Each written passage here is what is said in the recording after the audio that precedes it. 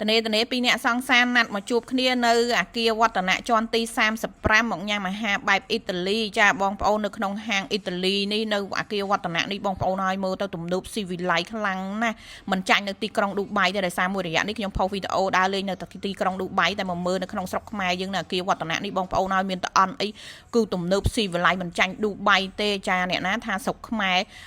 ស្រុកខ្មែរមានកន្លែងល្អជាពិសេសអាផ្ទះលេខ2នឹងមើលងាយខ្មែរយើងដល់កសារអ្នកសុំទានកន្លះផ្ទះអីណែមកមើលណែមកបែកហែកភ្នែកមើលវីដេអូណែបងប្អូនអាគារវឌ្ឍនៈគេនេះមានទំនើបស៊ីវិល័យមានគ្រប់សពបែបយ៉ាងចង់បែបទំនើបយ៉ាងណាទំនើបជាងផ្ទះលេខ2នឹងផងចាមើលណែបងប្អូនហើយគឺទំនើបអាហារ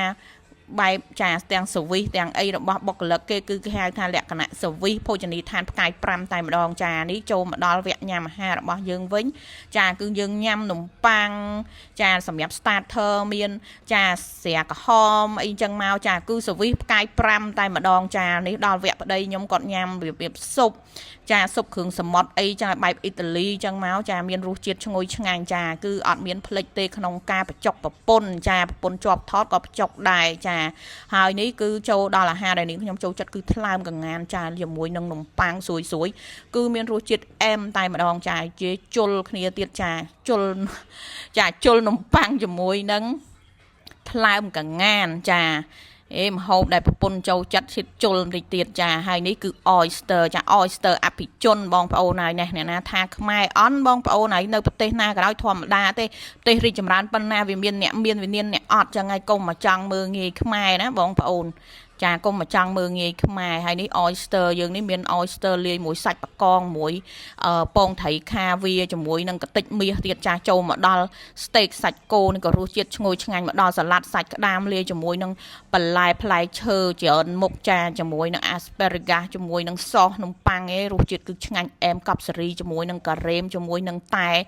គឺមានរសជាតិឈ្ងុយឆ្ងាញ់តែម្ដងឯងចុះមកចាញ៉ាំអាហាររួចរាល់ហើយក៏ចុះមក shopping Mark Versace ចានៅជាន់ខាងក្រោមនៃអាគារវឌ្ឍនៈចាស្រុកខ្មែរអត់មានអន់ទេណាអត់មានឲ្យផ្ទះលេខ2មកជាន់មើលងាយតាមចិត្តទេចាគឺខ្មែរយើងមានអីដែលទំនើប